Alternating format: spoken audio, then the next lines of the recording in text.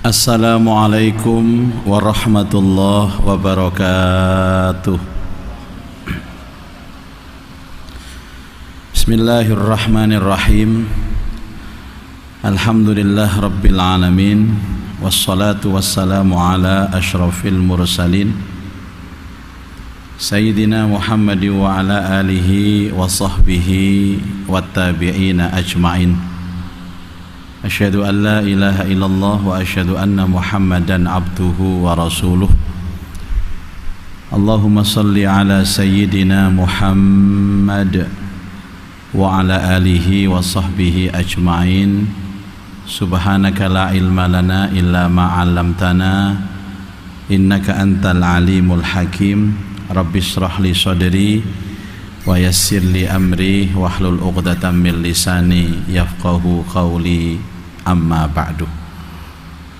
Ma'asyiral muslimin wal muslimat, hadirin wal hadirat, jamaah salat maghrib Masjid Nasional Al-Akbar Surabaya, juga pemirsa yang ada di rumah yang insyaallah semuanya dirahmati Allah. Pertama-tama kita berdoa mudah-mudahan salat kita diterima oleh Allah, dapat menghapus dosa-dosa kita, membuka pintu barokah dan rahmat Allah dalam hidup kita. Mugi-mugi barokah berjamaah, sedaya pinaringan sehat wal afiat. Yang punya urusan mudah-mudahan dimudahkan urusannya, yang punya hajat mudah-mudahan dikabulkan hajatnya, tambah umur, tambah istiqomah ibadahnya, dan mudah-mudahan kapanpun kita sowan kepada Allah benar-benar membawa husnal khotimah. Al-Fatihah. A'udzubillahi minasyaitonir rajim. Bismillahirrahmanirrahim. Alhamdulillahi rabbil alamin arrahmanir rahim maliki yaumiddin. Iyyaka na'budu wa iyyaka nasta'in. Ihdinas shiratal mustaqim. Shiratal ladzina an'amta 'alaihim ghairil maghdubi 'alaihim waladdallin. Amin. Kita akan melanjutkan kajian kitab Nasaihul Ibad, nasihat-nasihat penyejuk jiwa. Dan sampailah sekarang kita di maqalah yang nomor 9. Temanya bahaya sombong. Wa qala al-musannif rahimahullahu ta'ala wa nafa'ana bihi wa bi ulumihi fid dharain amin ya rabbal alamin. Wal maqalatu tasi'atu, utawi maqalah atau pelajaran yang ke-9. An Sufyan ats-Tsauri, dari sahabat Sufyan ats-Tsauri radhiyallahu anhu qol, dia berkata, kullu maksiatin, setiap kemaksiatan,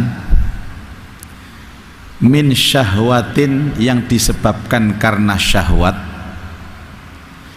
fa innahu, maka sesungguhnya maksiat yang disebabkan oleh syahwat itu, yurja, masih diharapkan, ghufranaha, diampuni oleh Allah.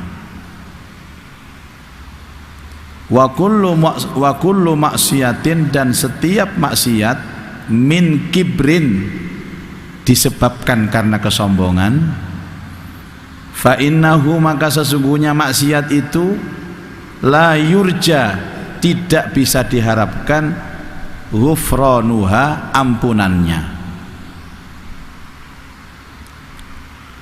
Fa inna maksiatal iblis, karena sesungguhnya maksiatnya iblis, maksiat yang pernah dilakukan iblis, min kibrin, disebabkan karena kesombongannya.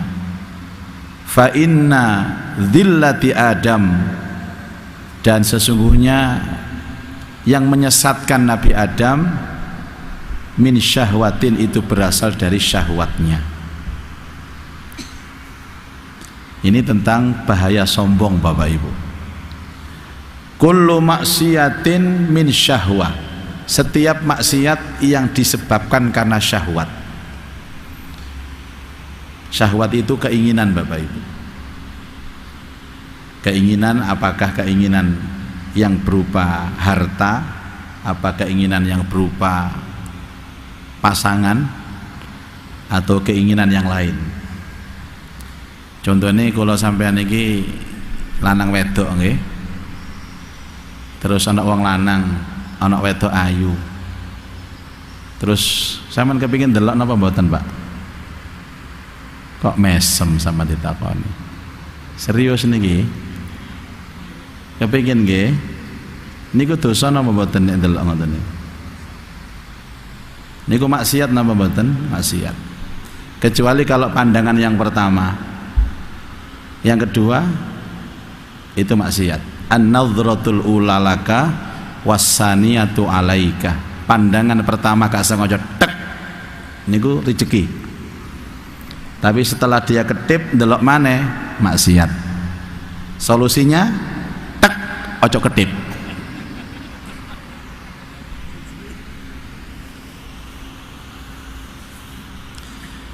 Fikih itu juga mengatur masalah itu Bapak Ibu. Namanya ghaddul basar. Ghaddul basar itu menundukkan pandangan. Tapi gak kuat nyenengan iku, Pak. Ditontok iku dosa. Gak ditontok cek emane. Ati mboten kuat. Akhirnya terpaksa melihat. Niku maksiat napa mboten? Lah maksiat seperti itu adalah maksiat yang disebabkan karena syahwat. Ngoten niku gampang disepuro, Pak. Sing model ngeten iki. Fa innahu yurja ghufranuha. Maksiat yang model seperti ini itu mudah dimaafkan. Atau sampean kerja nang kantor. Bayarannya gak sepiro akeh. Tahu-tahu ada yang datang nggawa duit sak gebok. Pak, sampean nek iso ngegolno proyek iki, Pak. Sampean tak kei duit iki. Padahal itu sampean nek ngegolno sampean merugikan orang. Tapi sampean butuh duit. Syahwat kepada duit. Sampean cukup, berarti sampean menerima sogokan. Niku maksiat. Tapi maksiat yang disebabkan karena syahwat. Rata-rata menungso sing kaya awak-awak ngeten Bapak Ibu. Niku rata-rata nek maksiat niku mesti teko syahwat. Urusan mangan, urusan wedok, urusan jabatan, urusan duit niku syahwat sedaya. Termasuk ngeten Pak, ngapunten. Nyenengan nate ta, subuh tangi niku males niku nate. Ibu pernah subuh bangun itu males pernah, Bu? Masa? Pernah apa sering? Padahal tahu ya subuh itu wajib, ya. Dan tahu kalau itu perintah Allah. Tapi malesnya itu sama niatnya bangkang Allah atau karena memang males syahwat. Syahwat. Nah, dosa-dosa syahwat seperti ini mudah dimaafkan. Tapi kalau sudah dosa yang disebabkan karena kesombongan dan keangkuhan, wangel disepuro Bapak Ibu. Makanya selamanya Allah tidak pernah memaafkan iblis. Karena dia telah bermaksiat kepada Allah, yang maksiatnya itu disebabkan karena sombong. Bapak Ibu, cirinya orang maksiat karena syahwat dan maksiat karena sombong itu apa? Orang itu kalau maksiat karena syahwat, ngapunten Mbak, sampai ada orang itu berbuat zina, atine niku menyesal. Tapi baleni maneh ngono niku menyesal, baleni maneh. Jare ketagihan. Ya Allah, saya tahu saya ini berdosa. Tapi kula niki mboten kuat ya Allah. Ningali wedok sing menik-menik ngoten mboten kuat ya Allah. Tapi kula niki sadar iki dosa ya Allah. Jenengan sepuro ya Allah. Dan ini jenenge dosa dari syahwat. Tapi kalau perbuatan zina itu didasarkan atas kesombongan, sengaja untuk menentang Allah. Aku tidak percaya Allah, aku tidak percaya hukum Allah. Bah aku ngelakoni zina, bah aku ngelakoni iki gak ngurus. Apa jari aku? Beda Bapak Ibu. Jadi penyebab maksiatnya ini berbeda. Yang pertama itu disebabkan karena kelemahan imannya sampai dia memperturuti syahwat. Tapi yang kedua ini karena memang dia menantang Allah. Wah, Allah ditentang, Pak. Iblis itu kan diperintahkan oleh Allah untuk sujud kepada Adam. Wa idh qulna lil malaikati isjudu li adama fasajadu illa iblis aba wastakbar. Dan ingatlah ketika kami berfirman kepada penduduk surga, kepada malaikat, usjudu li Adam, sujudlah kalian kepada Adam. Fasajadu, semuanya sujud kepada Adam atas perintah Allah. Tapi sujudnya itu sujud penghormatan, Pak. Ini saya jelaskan kembali. Jadi sujudnya malaikat kepada Adam itu berbeda dengan sujudnya kita kepada Allah. Nek sujudnya malaikat penghuni surga kepada Adam itu sujud ihtiraman, penghormatan. Tapi sujudnya kita kepada Allah ta'abbudan, penghambaan. Dan kita ini diajari tentang adabul mufrad, bahwa setiap kita ini harus punya unggah-ungguh penghormatan kepada orang lain, dan salah satunya penghormatan itu dengan gerak tubuh atau gestur tubuh. Contoh Bapak Ibu, kita diajari oleh Bapak Ibu kita, nek liwat nanggone wong tua, amit oleh amit itu dengan cara apa? Menundukkan sedikit punggungnya, kepalanya ditundukkan, tangannya ini sampai dikei tambahan sampai wong Jawa ngomong oleh nyuwun sewu, padahal ya gak nggak duit sewu wong iku, Bu. Nyuwun sewu itu kan sebuah kalimat penghormatan luar biasa. Ndak apa-apa.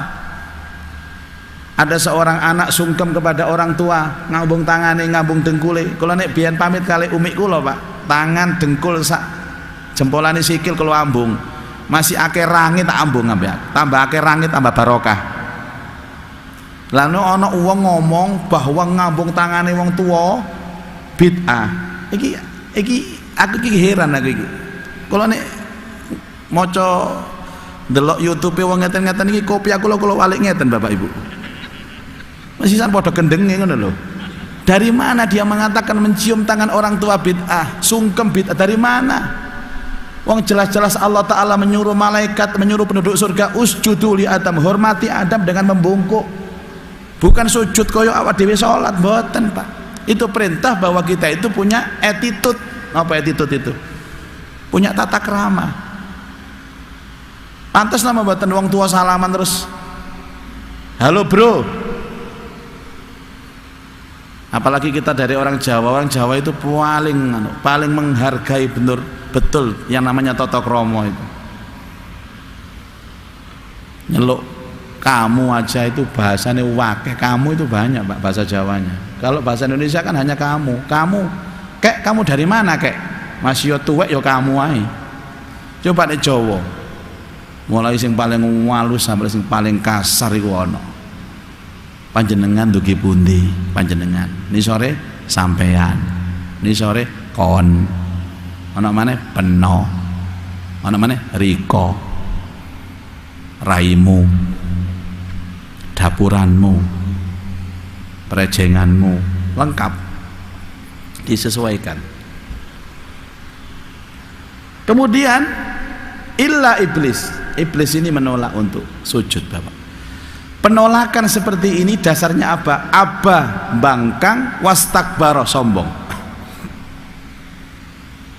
Kalau ada orang diperintahkan kemudian tidak mengerjakan karena dia tidak mampu mengerjakan, itu karena syahwat. Tapi kalau iblis ini menentang betul, Pak. Dan apa yang dikatakan oleh iblis ketika ditanya oleh Allah, qala ma mana'aka alla tasjuda id amartuk. Iblis, kenapa engkau tidak mau mengerjakan perintah ini, padahal ini amartuk, aku yang merintahkan kepada kamu. Kenapa jawabannya? Qala ana khairum minhu, aku lebih baik dari dia ya Allah. Khalaqtani min narin wa khalaqtahu min tin. Kau ciptakan aku dari api, sementara kau ciptakan Adam dari tanah. Ini yang bikin Allah murka itu. Ukhruj anta minal jannah, keluar kamu dari surga. Fa innaka rajim, terkutuk engkau iblis. Fa inna 'alaika la'nati ila yaumiddin, dan bagimu laknatku sampai hari kebangkitan. Ternyata setelah iblis keluar, Adam juga keluar dari surga. Jadi pada betul nih Pak, iblis ya keluar dari surga, Adam juga keluar dari surga. Bedanya apa keluarnya iblis dari surga? Kesombongan. Tapi Adam tidak sombong Pak, Adam gak kuat untuk menahan syahwat. Rasulullah sallallahu alaihi wasallam pernah menyampaikan, la yadkhulul jannata man kana fi qalbihi misqala dzarratin min kibrin. Tidak masuk surga siapapun orang yang hatinya ada secuil kesombongan. Sombong yang tadi diterjemahkan oleh Al-Quran itu apa? Orang yang punya sifat 3 huruf.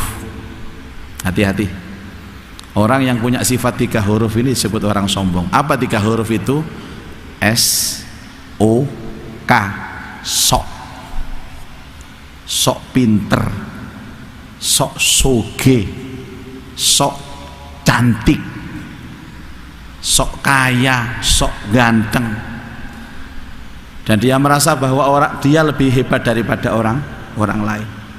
Pokoknya ada orang punya sifat bahwa dia merasa hebat daripada orang lain, itu sombong.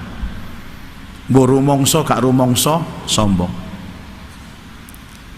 Makanya dulu Syekh Abdul Qadir Al-Jilani itu pernah memberikan nasihat kepada kita, jalan menuju makrifat kepada Allah itu kan apa Pak?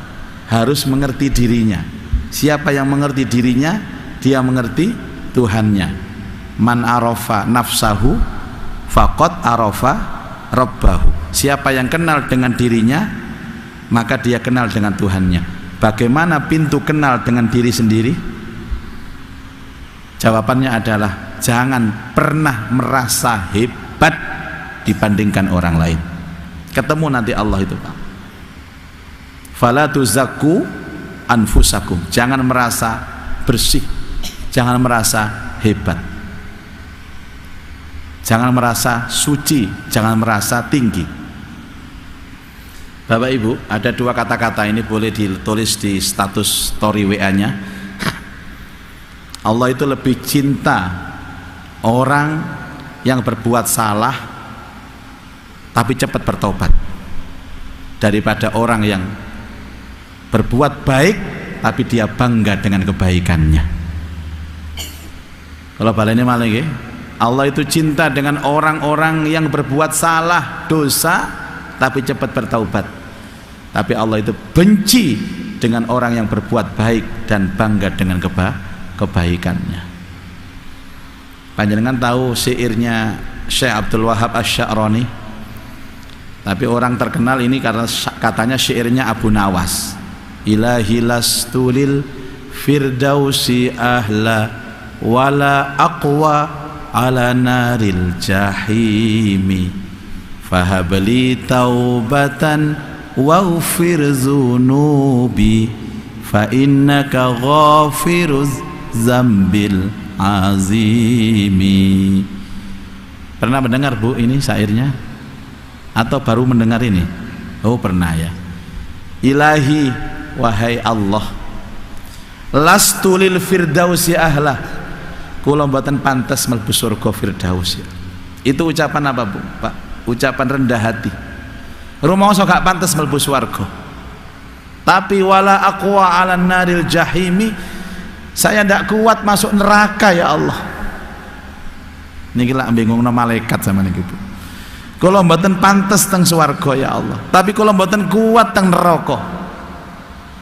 Jawabannya yang ketiga, fahabli taubatan waghfir dzunubi. Karena itu limpahkan taubat dan ampunan kepadaku ya Allah. Fa innaka ghafiruz zambil azimi. Karena engkaulah yang maha pengampun atas segala dosa-dosa besar. Niku kados kalimate napa? Kalimate Sayyidul Istighfar niku lho Pak.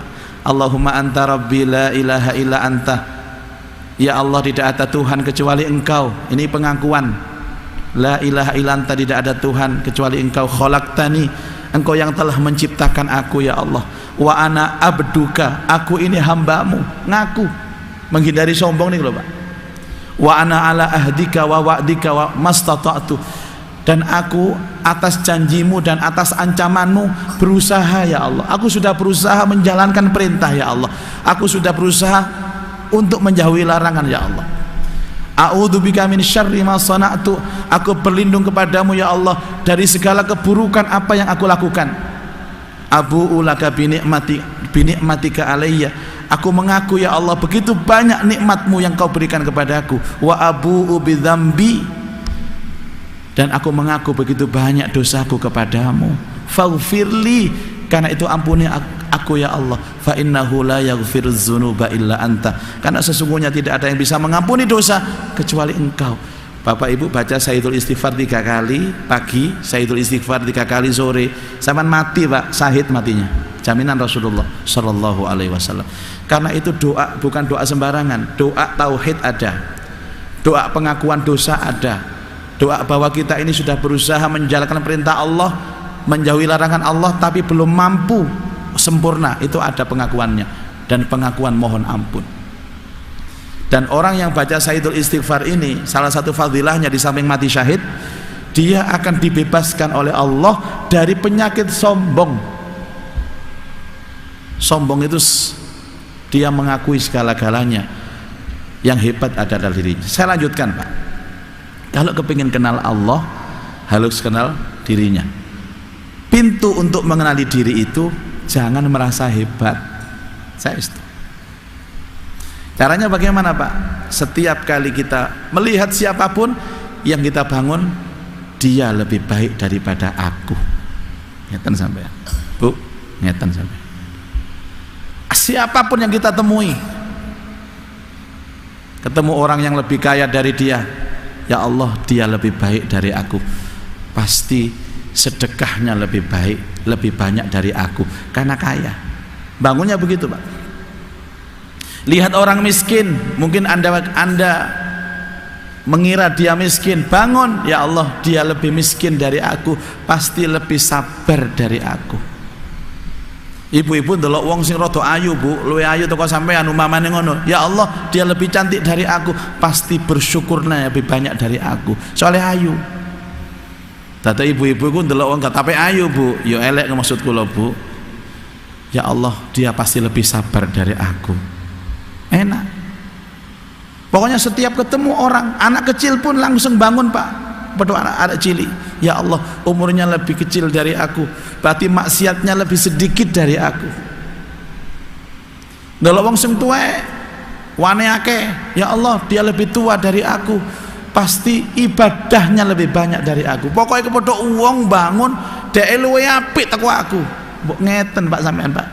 Saya kula ngomong nguruki awak kula dhewe ngeten iki. Nguruki awak kula dhewe. Saya ngimami ini kan bukan saya lebih hebat Bapak, bukan. Ya karena tugas saja Pak. Terus kan imamnya kan harus satu. Mosok kabeh ngimami kabeh. Lah makmum sapa? Makanya saya setiap ngimami itu saya mesti baca istighfar 3 kali, syahadat 3 kali Pak. Bukan yang paling hebat, bukan. Banyak ini makmum-makmum jamaah Masjid Al-Akbar yang bagus-bagus, cuman kami yang ditugaskan supaya manajemennya rapi, gak rebutan ngimami, kadang-kadang rebutan gak ngimami. Monggo jenengan mawon, akhirnya gak sholat sampai isya. Diatur manajemen. Jadi saya semata-mata bukan karena hebat Pak, karena memang ada tugas. Hati-hati, termasuk lihat istri. Lihat istri itu, kalau bapak-bapak ya Allah, mama itu pasti lebih baik dari papa. Anda akan menghormati istri Pak, Anda akan menghargai istri, memuliakan istri. Tapi ini anak wong lanang ngomong kayak gini, mama wis kon niku sapa sih, gak ana papa kon gak iso urip kon Pak. Uripmu apa jare papa Bu? Papa sapa iki mau? Sombong itu penyakit yang paling berat Bapak Ibu.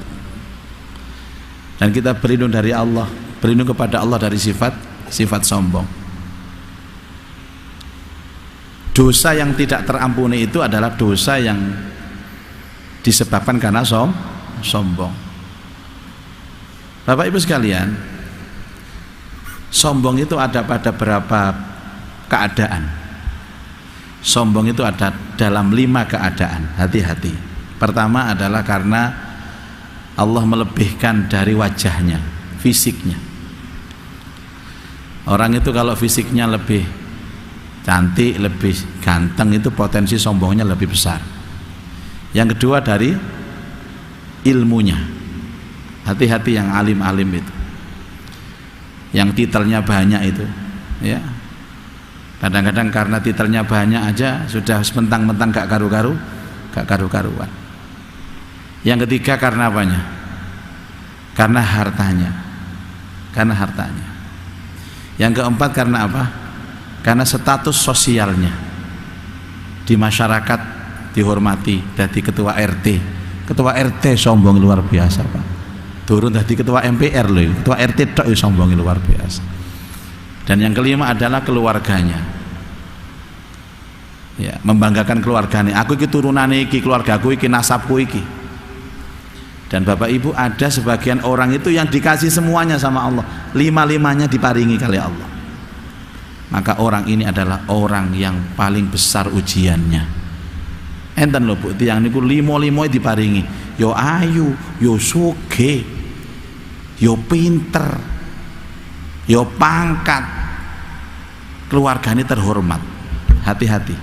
Mungkin di antara kita jamaah ini ada yang diberikan 5 kelebihan dari Allah. Masya Allah Bu, jenengan fitnahnya besar, tapi ya seneng gitu. Orang itu diberikan kelebihan dari Allah itu seneng.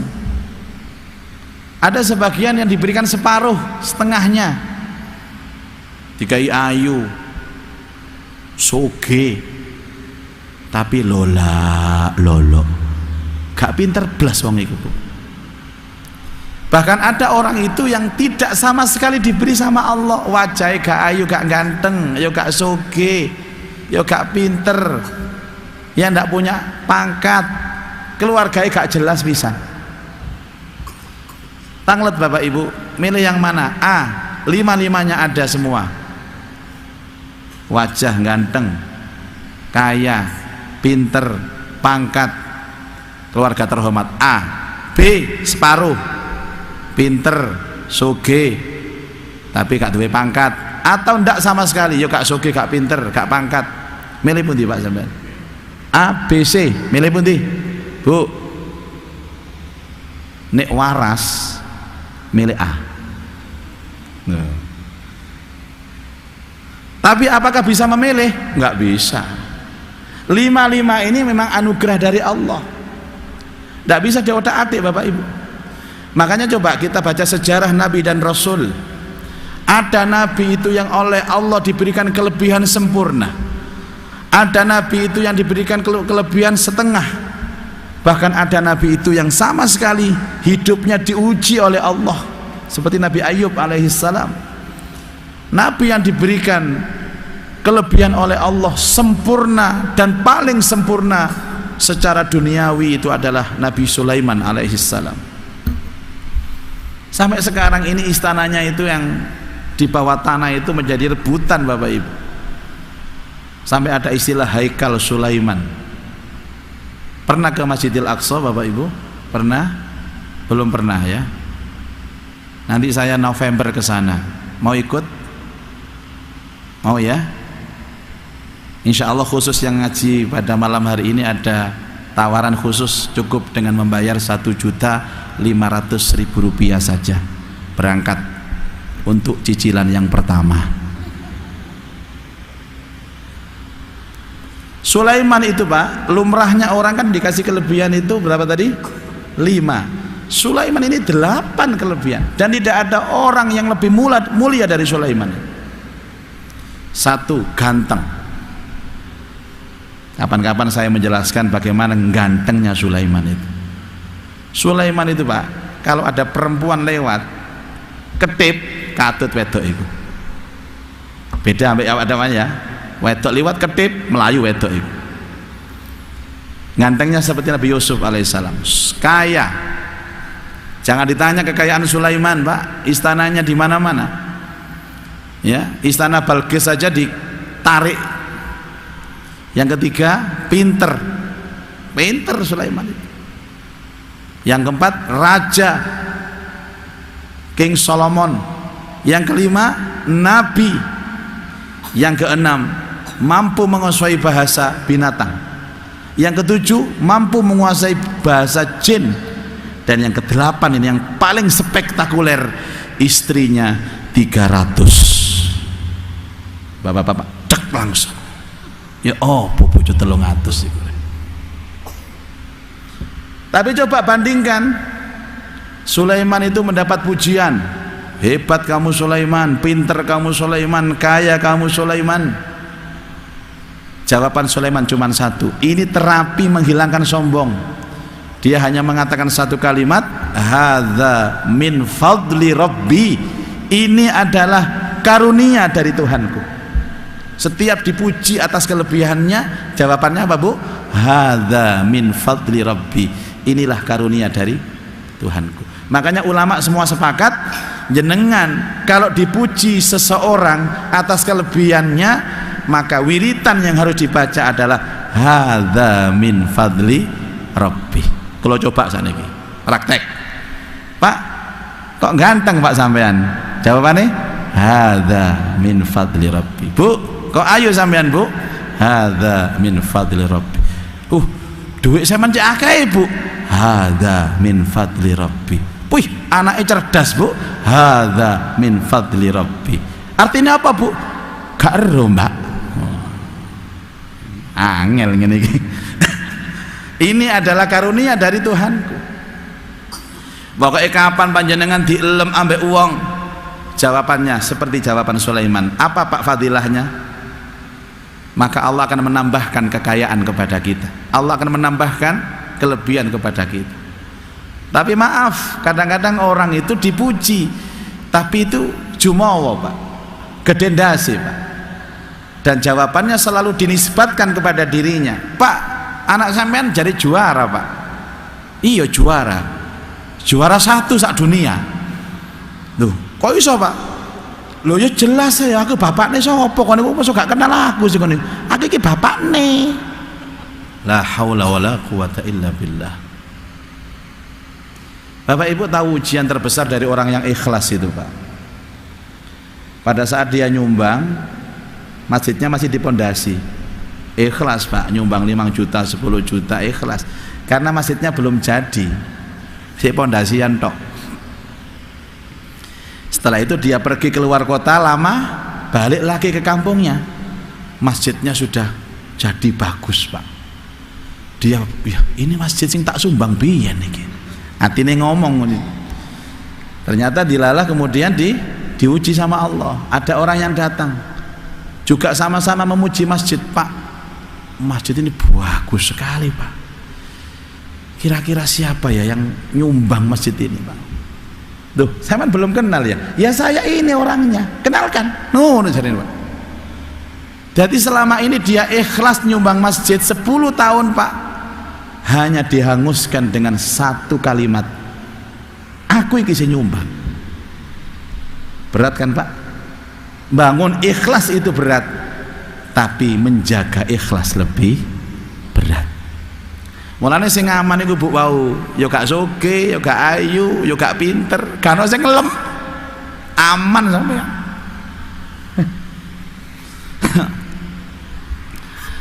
Orang itu banyak terjerumus karena pujian, tapi banyak terangkat derajatnya karena cacian.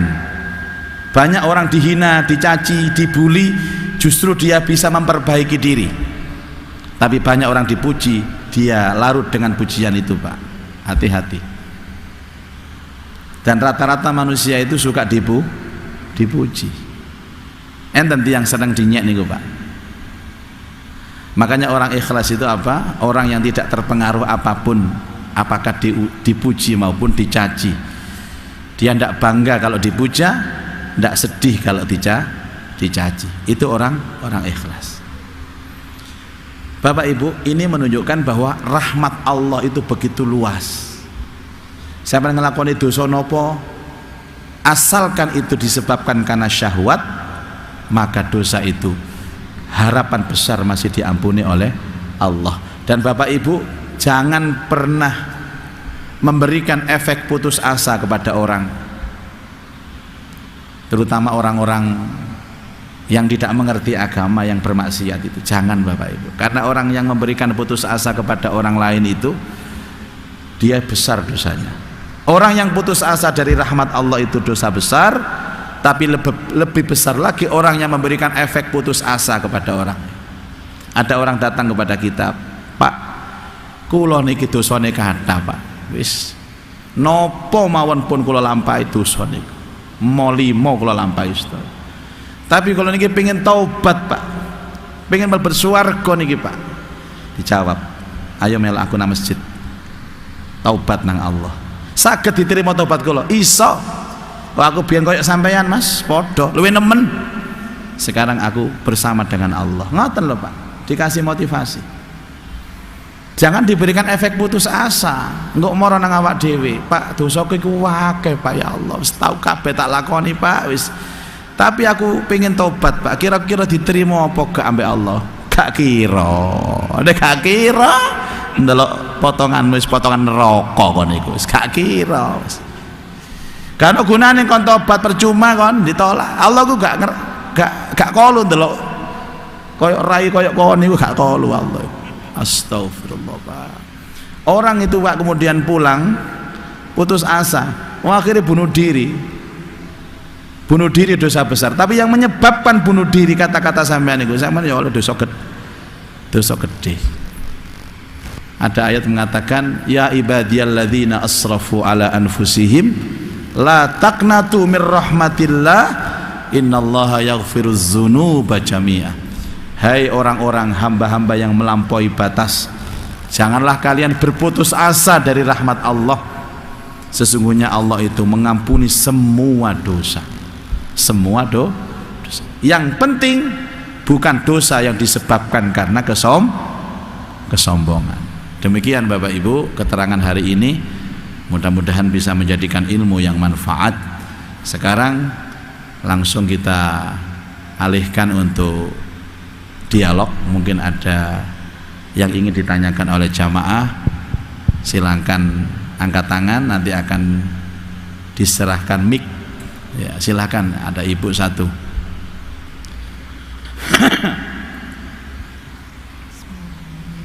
Assalamualaikum warahmatullahi wabarakatuh. Assalamualaikum warahmatullahi wabarakatuh. Yang mau saya tanyakan tadi Pak Ustadz, boleh dengan ibu siapa?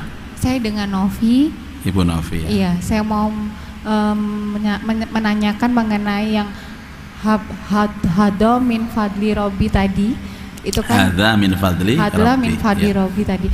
Perbedaan dengan misalkan ada orang menanyakan, anaknya kok cantik sekali, terus kita mengucapkan Masya Allah, Allahumma sholli ala sayyidina Muhammad wa ala sayyidina Muhammad. Itu mohon petunjuk arahan Pak Ustadz, perbedaannya dari perkataan yang Pak Ustadz sampaikan dengan yang contoh yang biasa di umum di masyarakat itu apa. Sekian, terima kasih. Wassalamualaikum warahmatullahi wabarakatuh.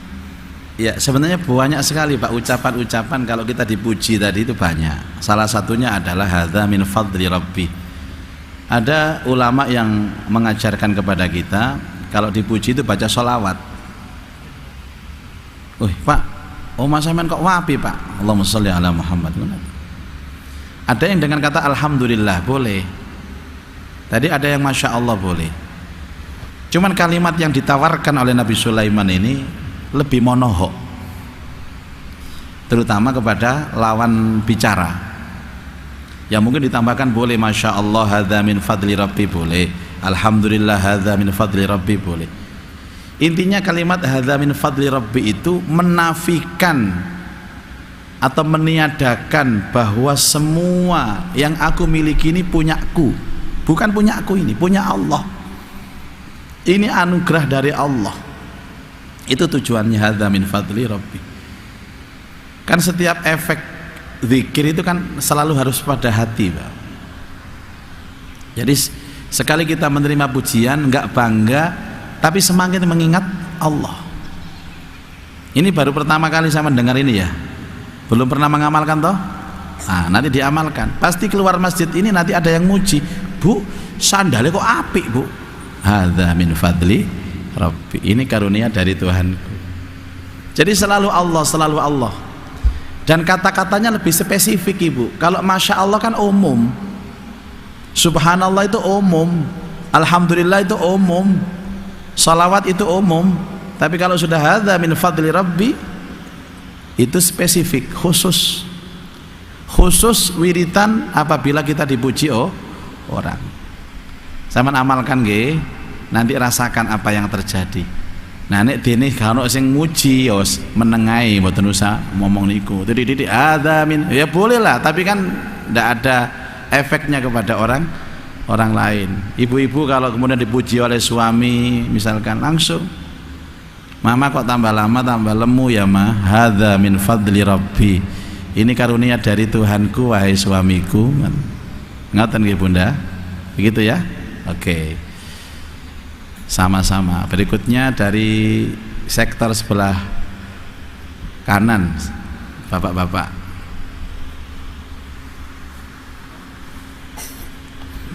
Assalamualaikum warahmatullahi wabarakatuh. Waalaikumsalam warahmatullahi wabarakatuh. Yang ingin saya tanyakan, kalau kita dihina orang itu kita mengucapkan bagaimana itu? Oh, ucapan dihina orang. Ya macam-macam lah namanya orang menghina ya. Oh, jadi pertanyaannya kalau dihina orang apa wiritannya gitu ya? Atau kita bilang apa gitu?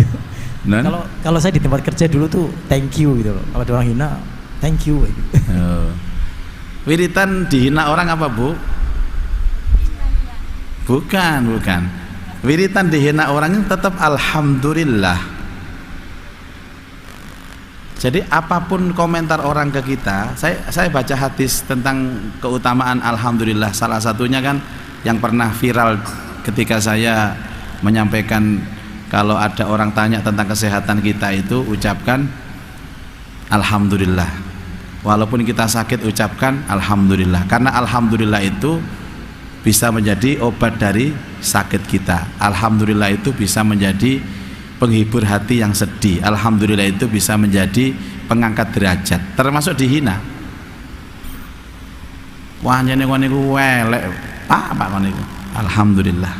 Karena yang wajib dipuji hanya Allah. Ucapkan alhamdulillah. Tenang sampean.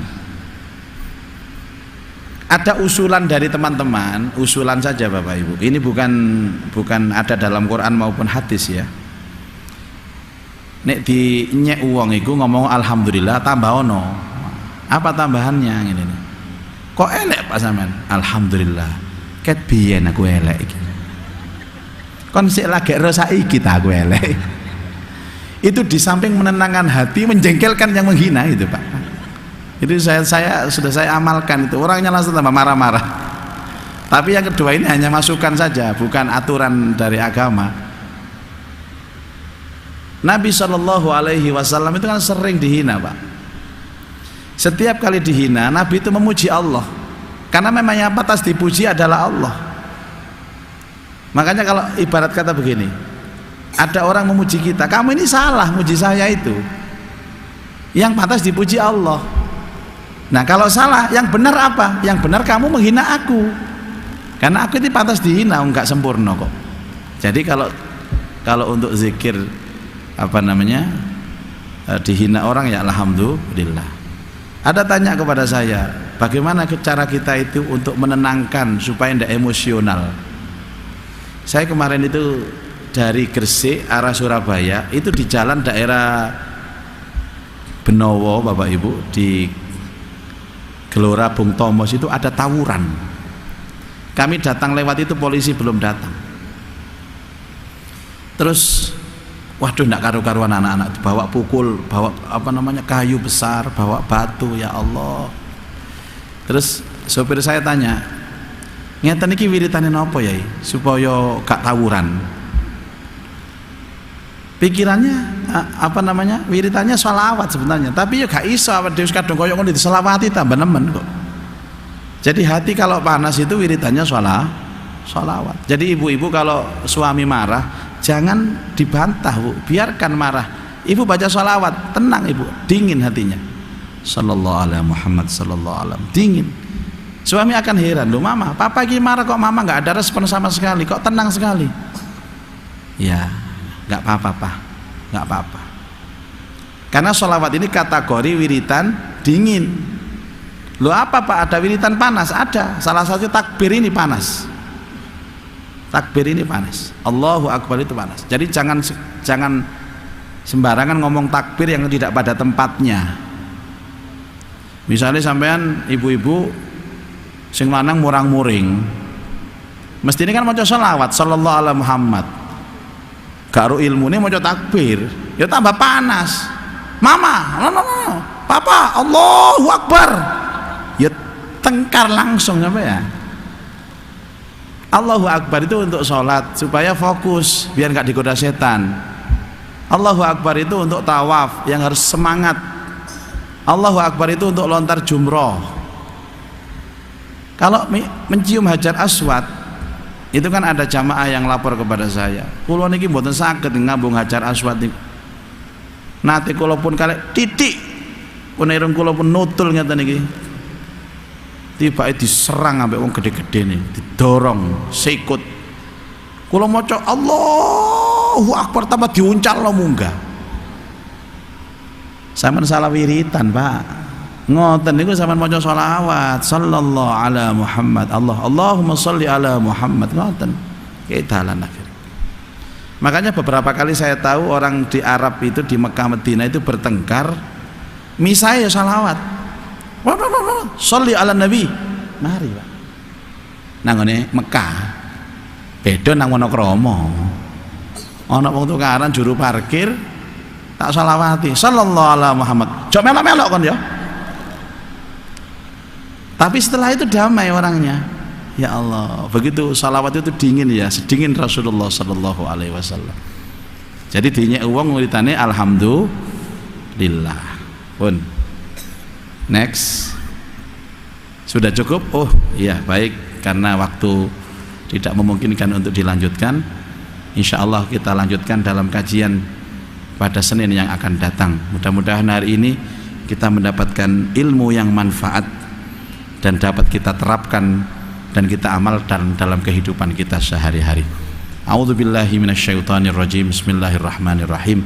Alhamdulillah rabbil alamin. Allahumma shalli ala sayyidina Muhammad wa ala alihi wa sahbihi ajma'in. Allahumma anfa'na bima 'allamtana wa 'allimna ma yanfa'una wa zidna ilman nafi'ah. Allahumma rzuqna fahman nabiyyin wa hifdzal mursalin wa ilhamal malaikatil muqarrabin ya arhamar rahimin. Rabbi yassir wa la tu'assir, Rabbi tammim bil khair innaka ala kulli syai'in qadir. Rabbana atina fid dunya hasanah wa fil akhirati hasanah wa qina adzabannar. Wa sallallahu ala sayyidina Muhammad wa alihi wa sahbihi wa barak wa sallam walhamdulillahi rabbil alamin.